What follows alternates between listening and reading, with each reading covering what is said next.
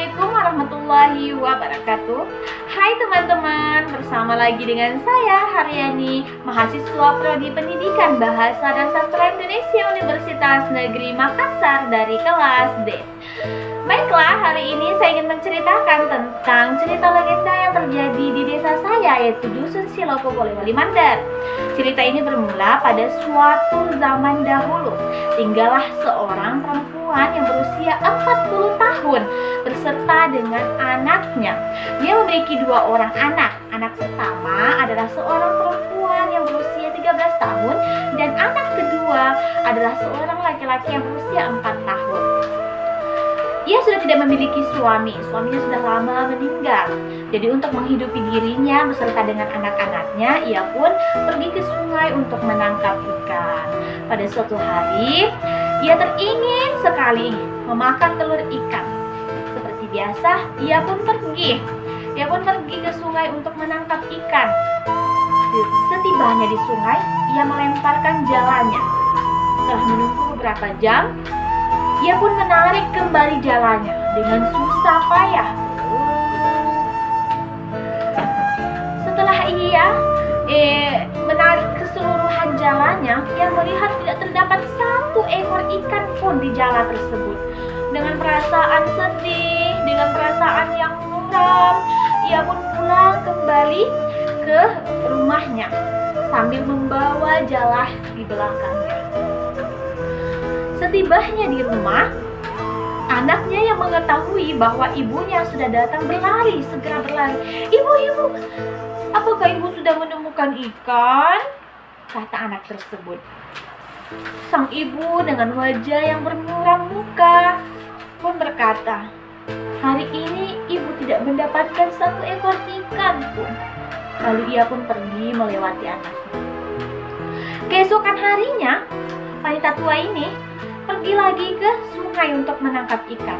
Ia melemparkan kembali jalannya. Setelah menunggu beberapa menit, ia menarik kembali jalannya. Dengan perasaan sedih, ketika melihat jalannya ternyata ia tidak mendapatkan satu ekor ikan pun. Ia kembali lagi ke rumahnya. Sang anak yang mengetahui bahwa ibunya sudah kembali, dengan segera ia berlari. Ibu, apakah ibu sudah mendapatkan ikan? Kemudian ibunya kembali berkata, hari ini ibu tidak mendapatkan satu ekor ikan. Lalu kembali melewati anaknya. Karena sang ibu teringin sekali makan ikan, telur ikan, maka subuh-subuh ia sudah mempersiapkan dirinya untuk ke danau. Dia pun mengambil jalannya, kemudian melewati hutan belukar dalam keadaan yang gelap gulita dan bunyi jengkrik di sana sini. Dia pun kembali melemparkan jalannya, kemudian menunggu selama beberapa menit. Setelah itu, ia menarik kembali jalannya dengan penuh harapan agar ia hari ini mendapatkan satu ekor ikan saja yang memiliki telur. Kemudian setelah ia menarik jalannya dengan wajah yang ceria, mata yang berbinar, ia melihat ada satu ekor ikan di jalannya. Kemudian ia mengambil pisau, lalu segera membelah perut ikan tersebut.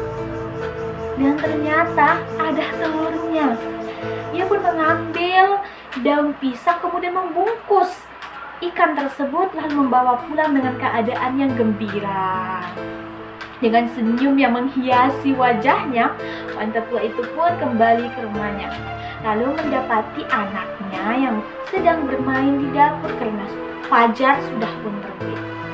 Ia berkata kepada anaknya yang sudah dewasa, yang sudah berusia 13 tahun itu. Dia bilang, "Nak, ikan ini dimasak. Telurnya dibagi 2 dengan adik dan simpankan ibu separuh." Nah, kata anak tersebut pun menganggukkan kepalanya. Iya bu, iya. Lalu ikan itu pun dimasaknya bersama dengan telurnya. Ia pun sudah waktunya untuk makan siang. Ia pun memberikan adiknya sedikit ikan beserta dengan telurnya. Demikian juga dengan dirinya. Namun ternyata anak adiknya yang berusia 4 tahun ini masih belum puas. Ia merasakan sangat lezat memakan telur ikan tersebut. Ia pun memberitahu kepada kakaknya, "Kak, aku ingin telur lagi, aku ingin telur lagi," kata adik tersebut. Kakaknya yang sudah tidak sanggup lagi meladeni karena adiknya ini, karakternya adiknya yang sering menangis dan menuntut untuk itu dan ini, maka ia pun memberikan sedikit telur ibunya kepada adiknya. Namun sang adik belum juga puas. Ia menghempas-hempaskan kakinya. "Tidak, aku masih mau. Aku ingin semuanya. Aku ingin semua telur tersebut diberikan kepadaku," kata adiknya. Sang kakak yang mulai panik dengan segera memberikan adiknya semua telur ikan tersebut agar adiknya berhenti menangis dan berteriak. Setelah telur ikan semua habis, barulah adiknya berhenti menangis. Kemudian sang kakak baru mengingat pesan ibunya bahwa ibunya meminta untuk disimpankan telurnya sedikit. Dengan perasaan panik, sang kakak pun mulai menguras isi otaknya untuk mencari solusi. Bagaimana?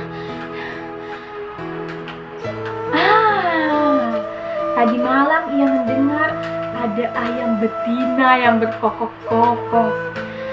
Pasti ayam tersebut sudah bertelur. Ia pun turun dari rumahnya. Dia membuka kandang ayam. Ternyata ayam betina tersebut benar-benar sudah bertelur. Ia pun mengambil telurnya lalu memasaknya, persis seperti ia memasak ikan tadi. Dengan harapan ia akan memberitahu kepada ibunya bahwa itulah telur ikan tadi. Ibunya pun yang sudah selesai membersihkan badan, ia pun ingin makan telur ikan yang ia dapatkan. Ketika ia membuka periuk dengan wajah yang murka, ia bertanya kepada anaknya, "Wahai anakku, di mana telur ikan tadi?" Sang anak yang mendengar suara ibunya yang sudah kedengaran seperti marah, ia pun merasa gugup. "Itulah telur ikan tadi, Bu," ucap sang anak tersebut. "Ah, ini bukan telur ikannya. Bukan begini, ini telur ayam," ucap wanita tua tersebut. Sang anak yang sudah tahu bahwa ia tidak bisa membohongi ibunya, ia jatuh tersungkur. "Ibu, semua telur ikan tersebut sudah dimakan oleh adik. Adik menangis dari tadi, ingin memakan semua telur ikan." Dengan perasaan sedih, sang ibu pun meneteskan air mata sambil berkata, "Sudah berapa hari aku mencari telur ikan tersebut dan kalian memakan semuanya. Kalian memang tidak sayangkan ibu." Sang ibu pun berlari menuju ke hutan. Kemudian anaknya dalam keadaan panik menggendong adiknya, mengikuti ibunya yang juga ikut berlari.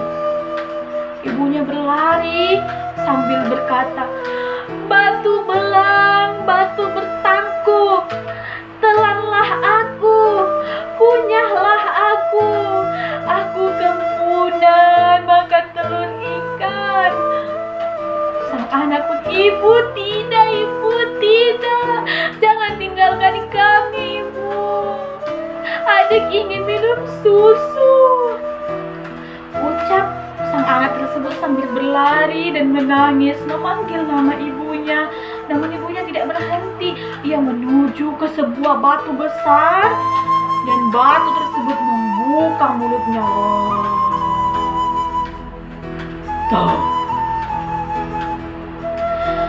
Sang ibu kembali menengok ke belakang